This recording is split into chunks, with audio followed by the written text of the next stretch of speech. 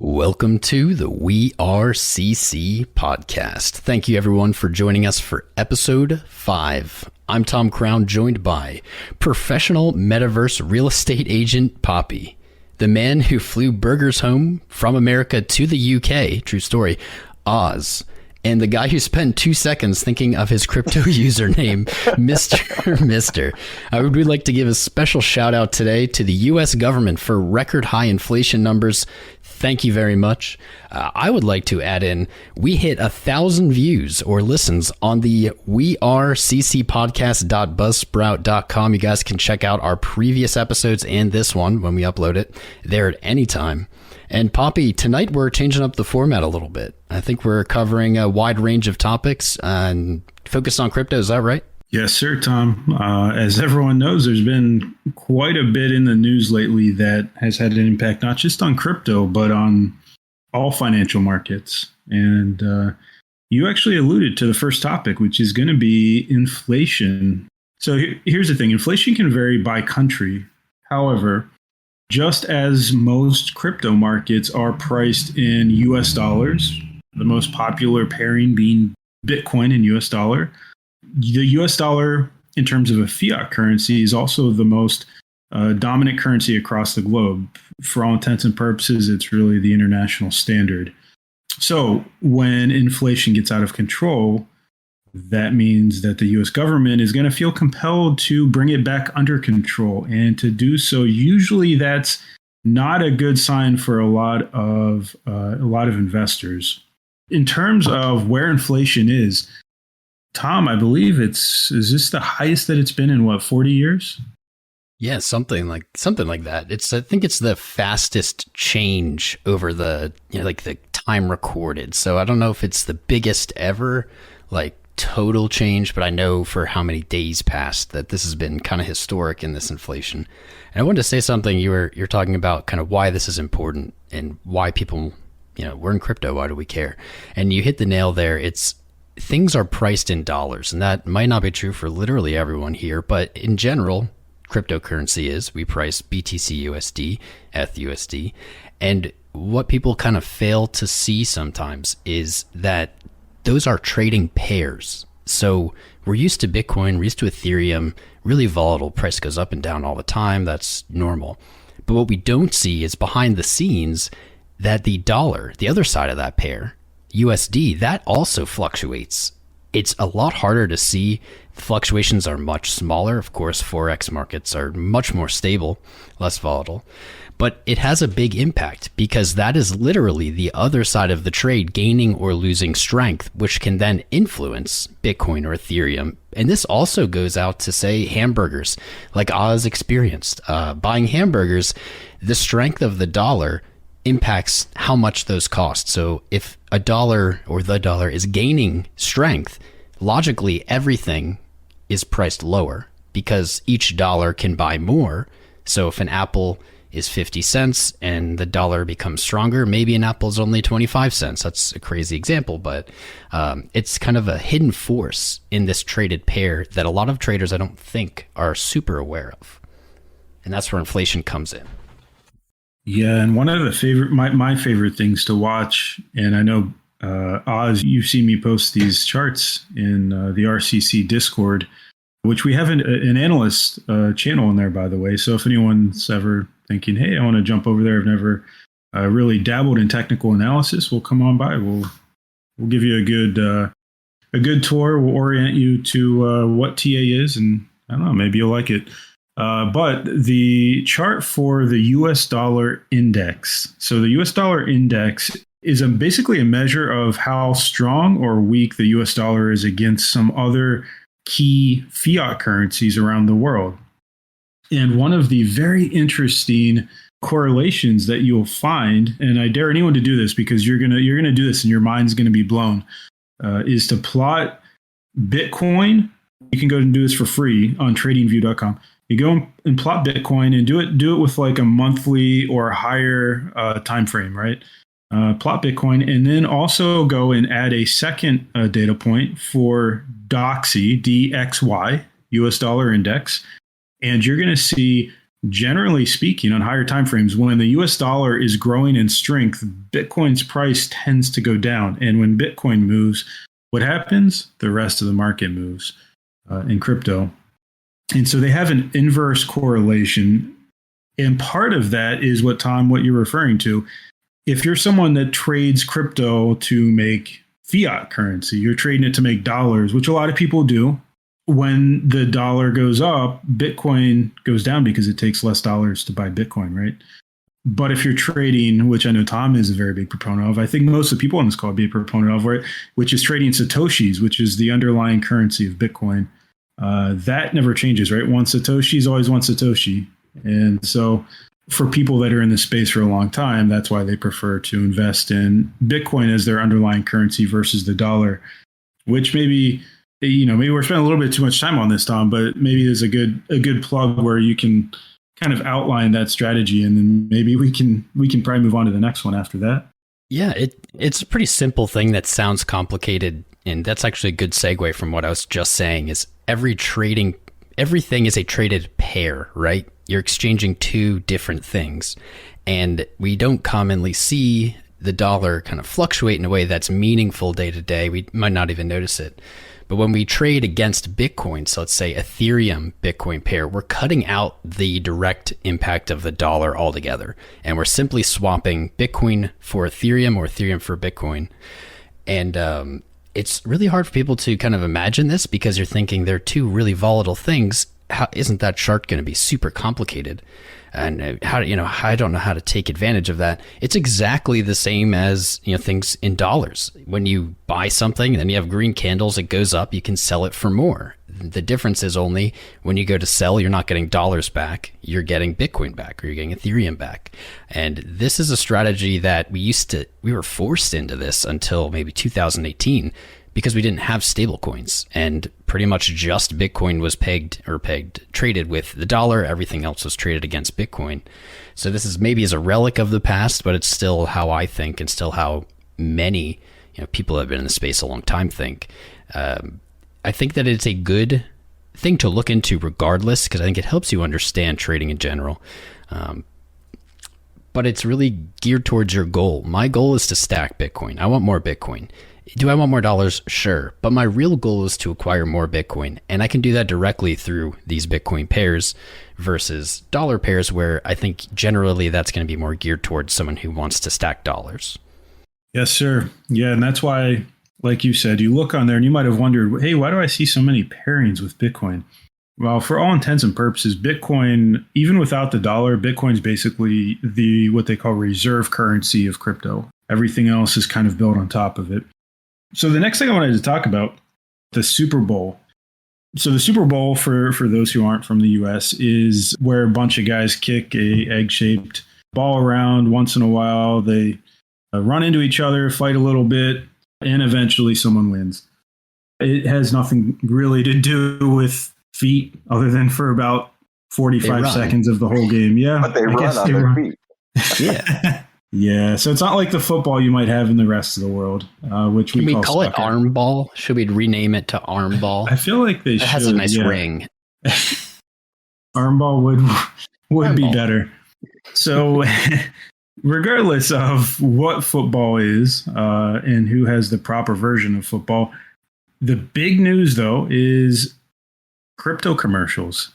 And not just one or two. A whole lot of crypto commercials came out. A lot of people likened it to the late 90s when the dot-com, granted it was a bubble, right? The dot-com bubble, but that also kicked off the entire generation of like Web 2.0, the current generation of apps and things that you see and use today on the internet. The modern internet really was born out of that bubble from the things that survived. Well, if I could jump in there real quick, yes, bubble, right? But I think it's not saying that it was a technology bubble, because just to your point, it kicked off an entire movement that birthed what we have today, right? For better or worse, everything online, right? It was a financing bubble, right? It was an economic bubble that was built on the back of that technology. And I think, there are good comparisons to, what's happening now, but it's important to realize, like, it's it's never the technology that's the bubble. It's the financing, it's the economics around that technology that causes the bubble, right?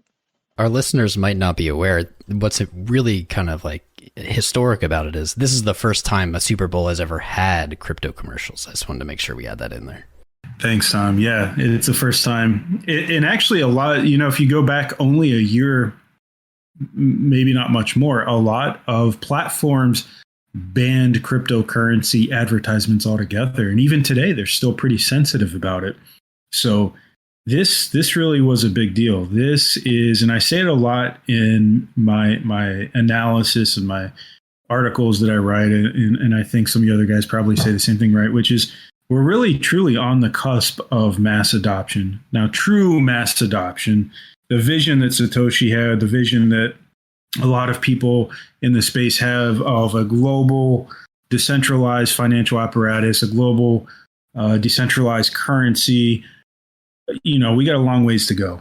But in terms of just exposure and even just using it a little bit, maybe just playing with a little bit of Dogecoin, I got to say, in the past year, I've heard more people talk about crypto than ever before. Oh God, yeah, 10 times, 100 times more. Yeah, and it's mostly memes, it's mostly NFTs, but that's okay. It doesn't matter where it comes from. They're in the space and they're learning about this space and they're realizing the value of crypto. But the commercials, yeah, that's exactly what the commercials are saying, which is, hey, we're here, we're not going away. It's only going to get bigger. So I'm curious what everyone thinks. I want to hear from everyone on here, what your favorite commercials were.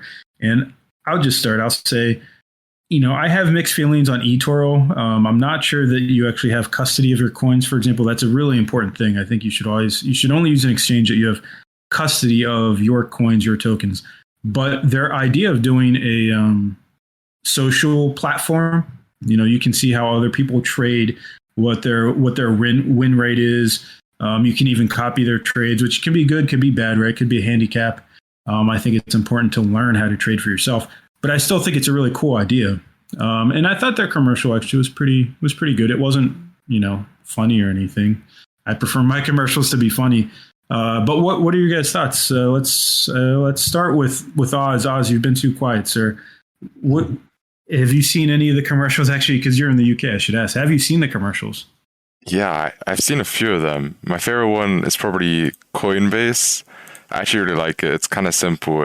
It's just a play on the old DVD logo. So like back in the day, when people used to use DVDs, there'd be like the DVD logo and it bounced off the corners and it changed colors. Is something that like a lot of people remember from their childhood. So they tried to play on that and they just changed it and used a QR code instead. And I thought it was pretty cool. It was like a nice feature. And then they also gave you, I think it was $5 in Bitcoin if you scanned the QR code and signed up, which is pretty neat. And it worked, right? It crashed the site. Oh yeah, it crashed. Yeah, they got 20 million hits, 20 million in 1 minute. Their service did crash temporarily, but that's the most traffic they've ever seen. So clearly it got someone's attention. I was one of those hits. Yeah. As soon as I saw the QR code, I was like, what the? And then I pulled out my camera. I was like, oh, this is awesome. Now, you know what? Let me take an opposing opinion here on this one. And I think, Tom, you might agree with me. I saw some stuff on Twitter from you.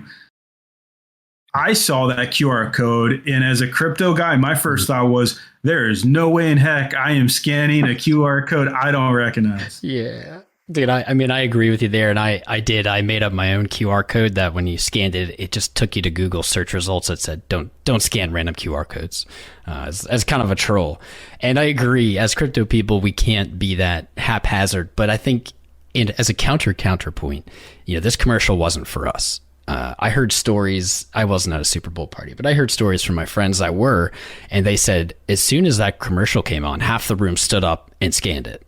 And to me, that's a resounding success. They played on nostalgia.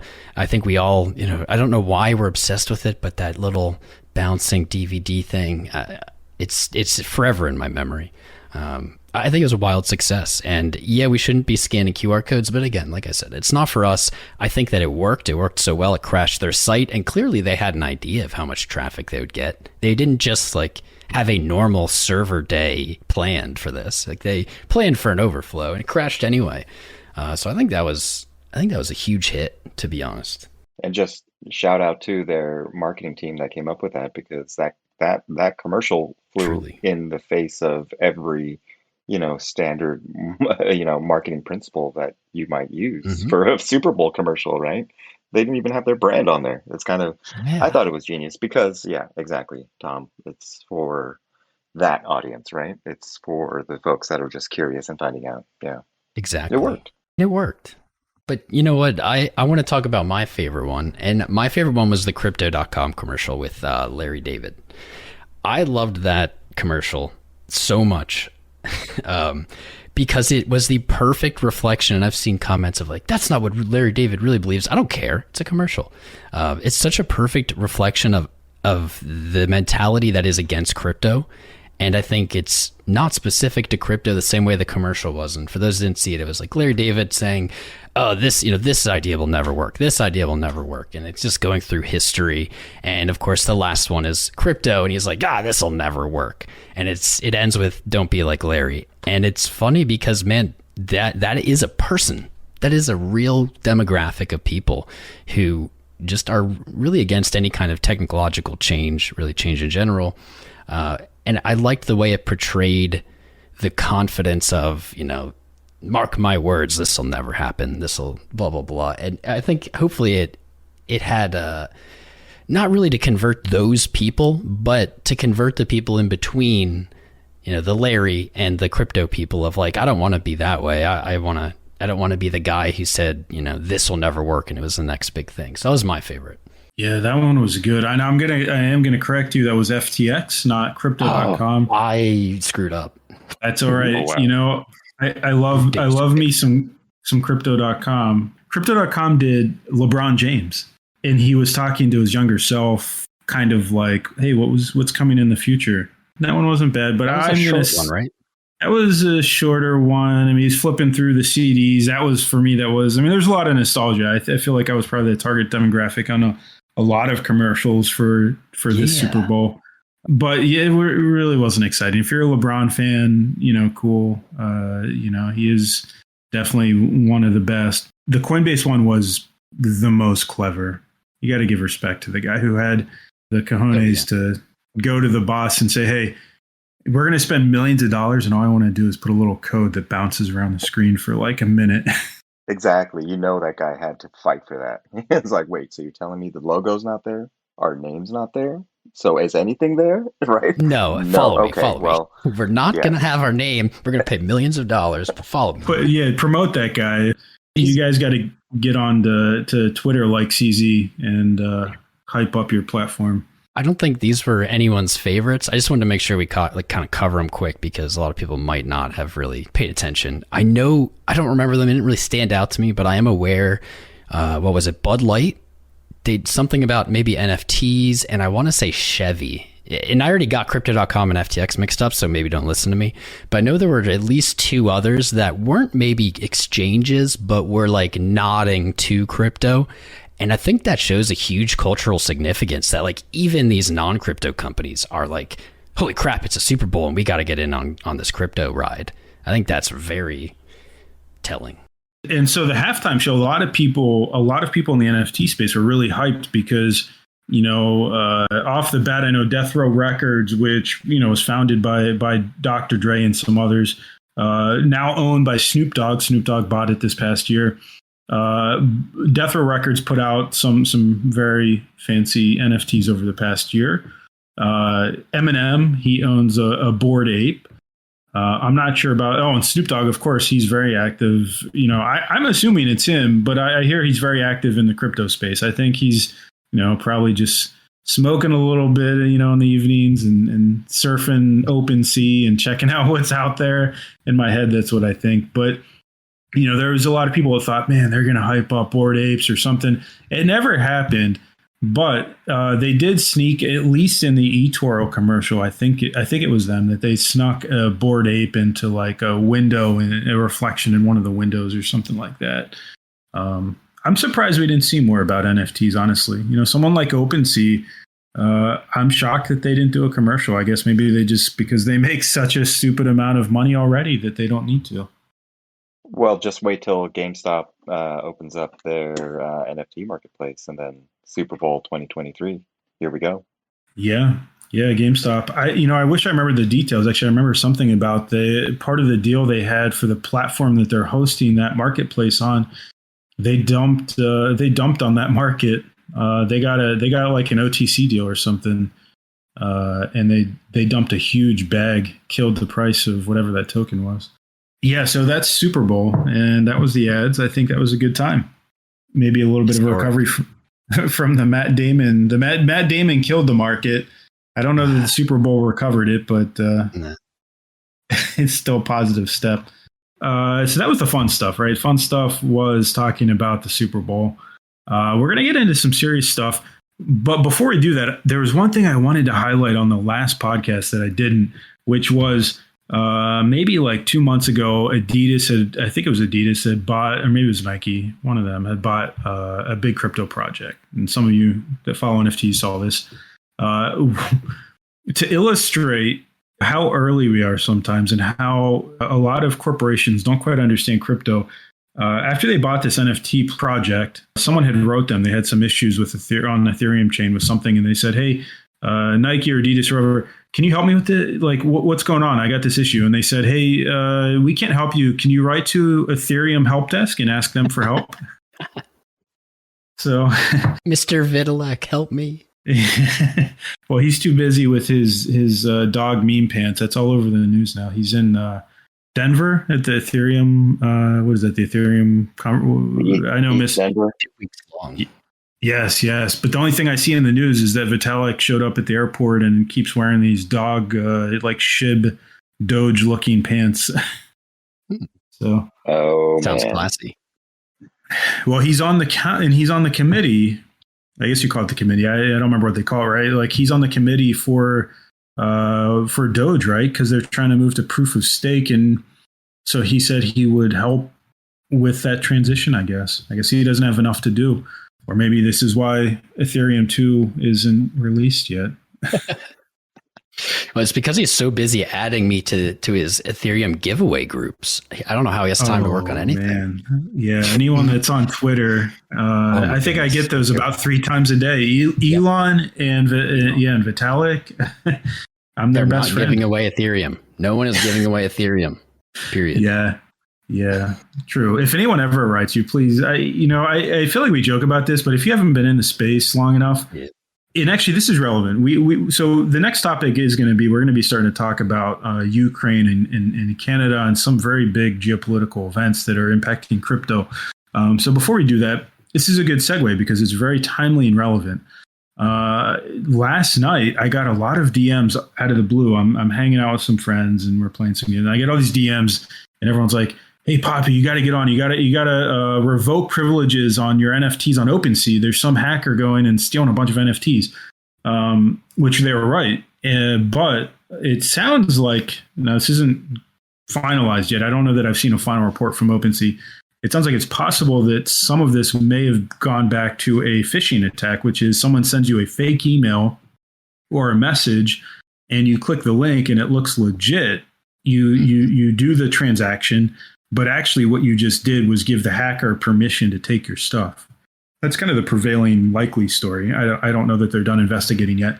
But I think that hacker made off with like $200 million in NFTs. I actually heard that was a and this just happened, so we're all learning as it comes out. I did a little bit on my channel today about it, and that was a number that was thrown out. But I don't believe that was correct. I think that the real number was much smaller, I think single digit millions, like 2 or 3. But I know that somebody threw 200 out. And I think that OpenSea's denied that. And they've said that maybe it was only 32 accounts that were affected. I mean, it sounds very targeted to get millions of dollars out of 32 accounts. That's very targeted. You hack my OpenSea and you get TomCrown.crypto or something and you're broke, but you're broke sending it with the Ethereum fee. Yeah, I've seen your open. I've gone to your gallery. It's a lot of pictures of Tom. And now if I was as good looking as Tom, I might do the same, I'll be honest, but I looked at some of the lists of the stuff he was going. It really looks like he was going for stuff that was trending, like top 5. You know, you had Bored Apes, you had Punks, you had Azuki, you had NFT Worlds. I don't know what else. I didn't look through the list anymore, but he definitely was going for either stuff in demand or stuff that's like very blue chip high end. So I think you're right. I mean, if it was targeted, he did well. He knew what he was going for. The phishing attacks are out of control. I feel like I talk about them all the time. It's like I get so many emails that's like urgent, and it's like something maybe you do have a service with, and it's like you need to log in right now, and it has a link to log in. Never log in through a link in an email, period. Never. No matter how real it looks, just exit out, go to the page directly through a bookmark, log in that way. If there's something wrong, you'll know when you log in there. Don't go through the email. You will get phish attacked, like, period. I think we were going to get on to Ukraine, though, weren't we? I mean, circle around. Yes, let's move on. And definitely don't click on links and emails. I swear, guys, it's just not worth it. Not worth the risk. If anything, you can jump onto like their Discord or Reddit or something. Ask them a question just to confirm that an email is real or whatever before you do something. But Ukraine, Russia. So we're not going to talk about what the conflict is or why the conflict is, but we will talk about what its potential impact is on crypto.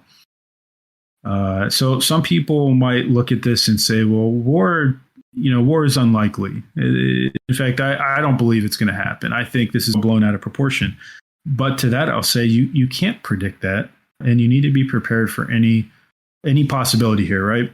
You guys correct me if I'm wrong. This is the simplest interpretation of events as I think I could put it. If it breaks out in a full-blown conflict, I would expect most markets are going to dump. If things like oil, gold, silver, they may not, right? In times of war, in times of conflict and great stress, people rush to those as kind of safe havens. If things de-escalate, and we see validation, confirmation, actions from Russia, from NATO, that things are de-escalating, then I think markets are going to jump. What do you guys think? Yeah, I mean, it is a pretty big macroeconomic, factor that we have to take into account. And I think not just crypto, but all asset classes definitely are going to be affected. Even if nothing happens, there's still going to be a lot of fear around it, a lot of FUD. So, it's something to be careful of. Well, I think it has a lot to do. I think the inflation discussion is really, really tightly interwoven with this narrative. To your point, it's a de-escalation would be awesome, right? I think we'd see, unfortunately, though, inflation just take off again. But one benefit to that, I think, is going to be is a better appetite for risk assets, right? Risk and growth. But yeah, the de-escalation, I'm hoping for it. Nothing good can come of full-on war, right? No one wins, right? The short term is always it tanks markets. But maybe the silver lining in it, I don't know if that's even what we want to call it, but long term, it does help markets, right? It does boost productivity, it does boost output. So there's that. But it's so complicated. I just don't know what to make of it, actually. Yeah, now I have a feeling we're going to get a bunch of false resolutions. Like maybe tomorrow we hear, they've backed off, they've talked, and then by the end of the week, now they're no longer backing off, and then next week, we've kind of seen this market back and forth with a lot of different things lately. And to me, it feels like manipulation. I don't want to go down that rabbit hole. But we see this like pulling off, putting back, pulling off. And I think that's probably what we're going to see for a while. Someone was saying earlier to me like that I think Boris and Biden had talked with Putin and they were going to de-escalate and we can all relax now. And I was like, man, I wish it could be that simple, right? It's just like, okay, everything's fine. I think there's a lot of chop ahead of us here. I don't think that it's going to be over tomorrow. Tomorrow may be a very crazy market day, really, regardless of what happens. I think maybe the pressures too. Russia, I know, is taking a big hit from their economy with all of this. And of course, the people who invest in that economy are not going to be happy and they're going to put pressure on them. And maybe that's even what we will see if we have a little pullback here on the pressure. But Mr. Mister's right.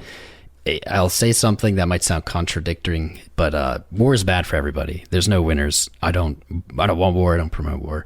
But if we're looking at it from a crypto stance, crypto is very anti-war. And in fact, crypto does, by its nature, de-incentivize war, as it's not a plunderable resource in the same way. You can't shoot it. Like, you can't shoot and steal it, or you can't blow it up, bombs and things that they don't have an impact on it. And so when it comes to national conflicts, crypto may be an incentive to not have physical war, at least. Maybe it incentivizes cyber war, which I think is the logical future of war. If that's better or worse, I'm not sure. But it can't be, say, like a Fort Knox. Someone comes and takes over the United States, and they take all the gold in Fort Knox. Well, they can't really do the same thing with all the Bitcoin, if that makes sense. Yeah, and there's the whole aspect of if it does escalate to war, right? The sanctions that would be levied from the quote unquote traditional Western financial system, including SWIFT, which, for folks that don't know what that is, it's basically the standard traditional financial world's blockchain that everybody basically uses as their ledger, right? And by blocking Russia potentially from having access to the SWIFT system, it effectively blocks them out of the entire Western financial structure, right? The interesting thing there, though, is Russia's pretty much from a few years back done a complete 180, and they are going head first into regulating and legalizing digital assets, cryptocurrencies, Bitcoin, right? And that could potentially be their alternative, basically their backup plan for in case they get frozen from the traditional financial system.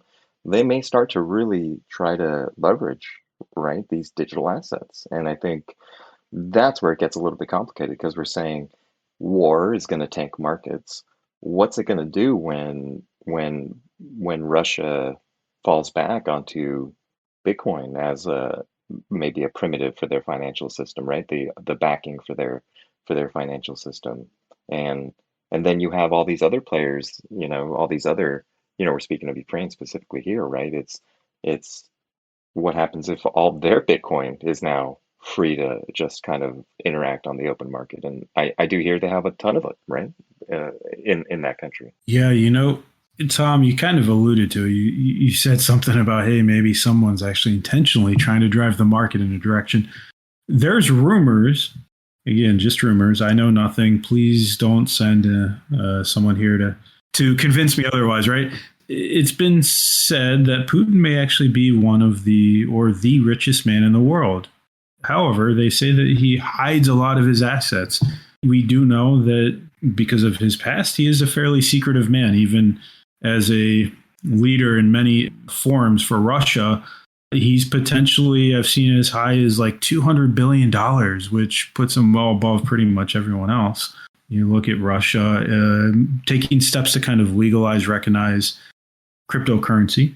Now, here's another interesting thing. I'm not big on conspiracy theories, right? So this is just fun to think about. But Ukraine is actually one of the top countries for cryptocurrency. Not only has the government taken steps to recognize cryptocurrency legally within the government, but in terms of holders, they're one of the largest holders of cryptocurrency in the world. It's not as if you can just take over the country and then go and mine their uranium or mine their silver. You would have to get the people with the wallets to get access to that. So, that's where the conspiracy theory kind of takes a tumble. But all very interesting that part of the world is actually very big and supportive, for the most part, I would say, of cryptocurrency. Yeah, I didn't even know that. I know recently. I did not know that. That's cool. I think it's also a testament of people say, oh, we don't need Bitcoin, we don't need cryptocurrency. And a lot of the time it's speaking from a place of, I don't have a better word. I don't want to say privilege, but they haven't experienced the issues that are the biggest advocates for it. And I guess Ukraine right now is in a position that, it makes sense. They're kind of being pressed from one side, and it would make sense that they can benefit from this new technology. And I think that's going to be the theme that we see, and we have seen, and will continue to see into the future, is, these countries that have these issues that maybe we don't have right now, maybe we will in the future, hopefully we don't, they're incentivized to use this technology, where we might not understand that. Maybe here in America, it's like, well, nobody's really threatening us in that way. Why would we need that? I think that's just an interesting concept, that it pretty much is always going to start from kind of, I don't want to say the ground up, because Ukraine isn't the ground, but it's always going to start from kind of the places that don't have things or are under kind of threat or pressure. That's where adoption is really going to shine, not really in the places that are already well off. Totally agree. From an adoption standpoint, I think, without making a prediction or anything like that, wouldn't it be cool, guys, if this was what kicked off the Bitcoin as a safe haven, a literal safe haven dynamic, right? I think the literal safe haven, right? As this all starts to heat up and people get worried, right?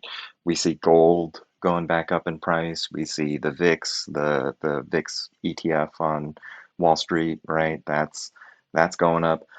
I think with the macro structure that we're seeing with Bitcoin, with the supply that's out there, with all the whale wallet consolidation that we're seeing right now, it's almost like it's perfectly timed for Bitcoin to really come into its moment as that safe haven that really we've been chasing that narrative for so long, but at the end of the day, it is still correlated, right, with traditional financial markets to a large extent.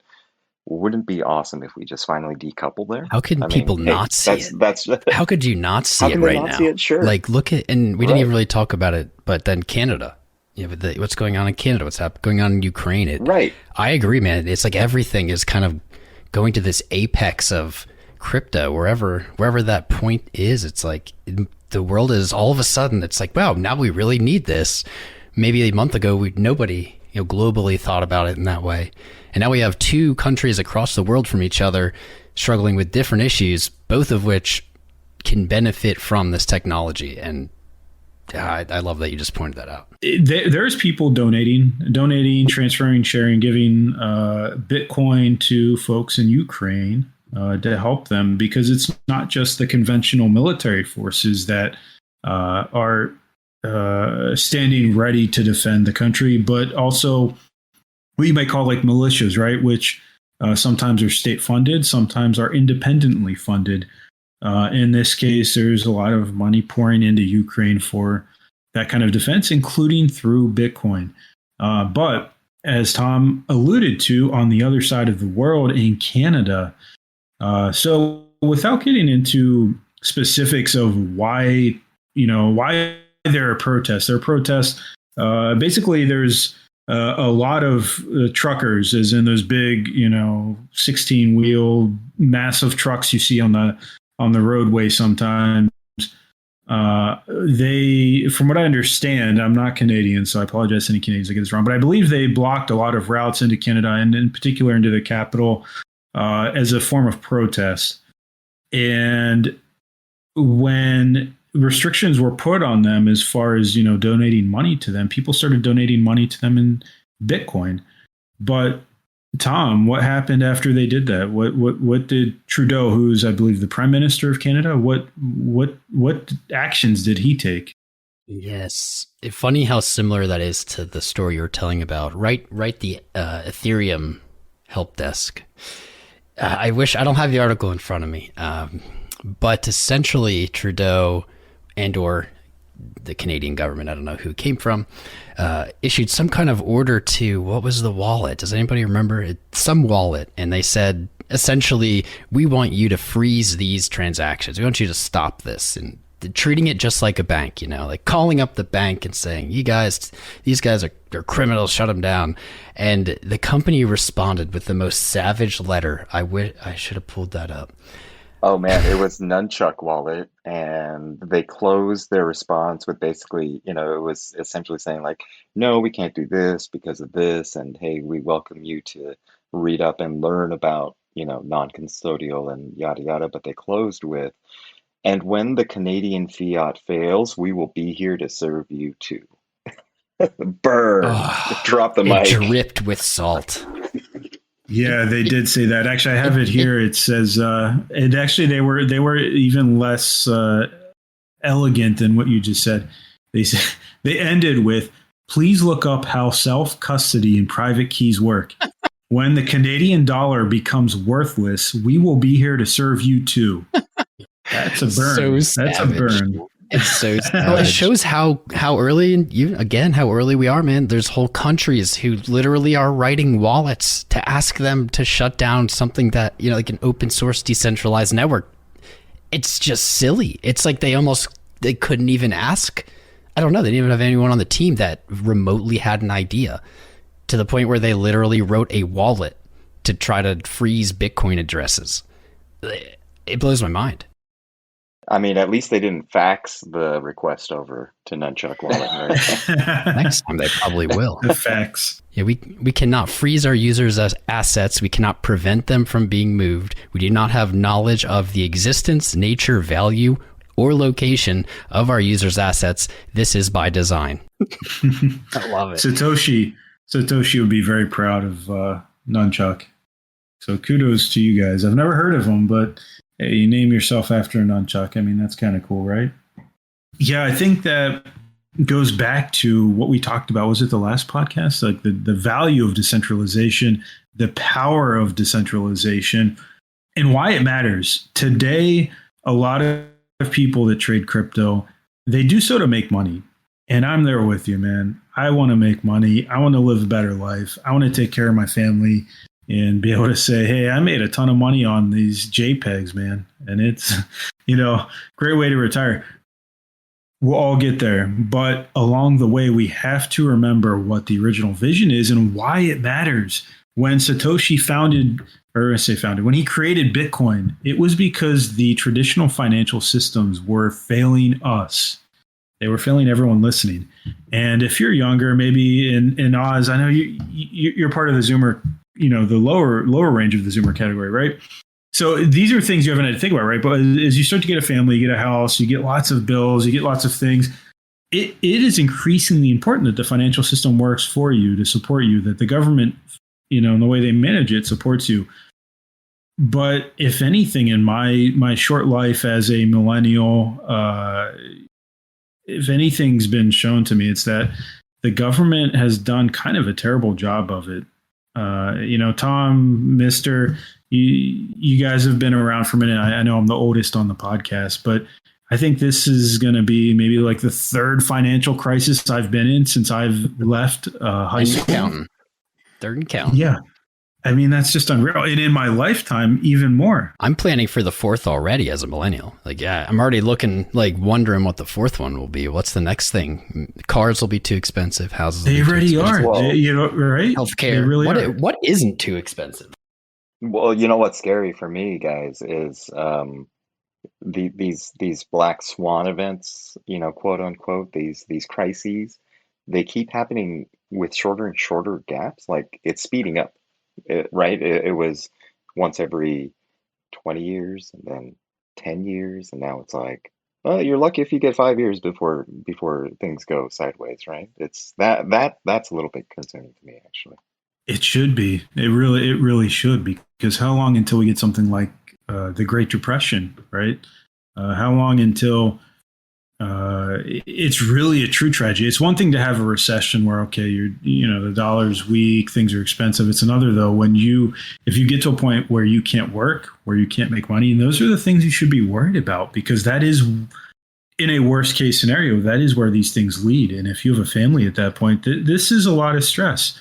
And maybe I'm speaking to the other guys out there who are in their 40s, 50s, right? A little bit older, who've been around and know that they have a lot to lose at this point in their life. And it's even harder to start over.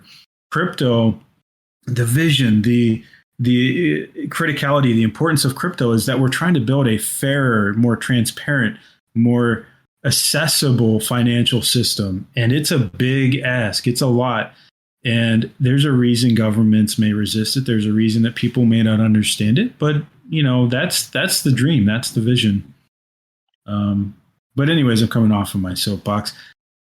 Oz, I mentioned this earlier, right? You are the youngest one on the podcast, and by quite a bit. What's your perspective? Because you are soon. One, you already have a leg up on a lot of people. I'm just going to say it. You understand a lot more about finances than the average person. I think that's your age. But what's your perspective? Because in a couple years, you're going to be out there. You're going to have to make a life for yourself. You're going to have to work. You're going to have to pay bills, taxes, have a house. I mean, are you worried about where things are going? Well, I mean, I already pay taxes, but it's a little concerning. I mean, not only the fact that we're looking at very uncertain times in the coming years. It feels like every administration coming into office, there's another problem with the economy. Every single time it happens, every new president, there's something going wrong. And there's also less jobs, there's housing problems, cars are expensive, fuel is expensive. I mean, people in America always complain about fuel prices. Wait till you come to Europe. Fuel prices are ridiculous here. True, and they have been. We have, yeah, they have been for years. It's only recently that people have really started to notice. It's definitely scary. It's because we don't get the liters, like liter instead of gallon. We don't get the translation, and so we think, it's not that bad. Yeah. We don't realize that what's there, 2.2 liters in a gallon, and how much is a liter right now, Oz? I'm not sure. It's like petrol. Let me get my dollar calculator up. Roughly. It's like, I think it's like £1.50, something like that.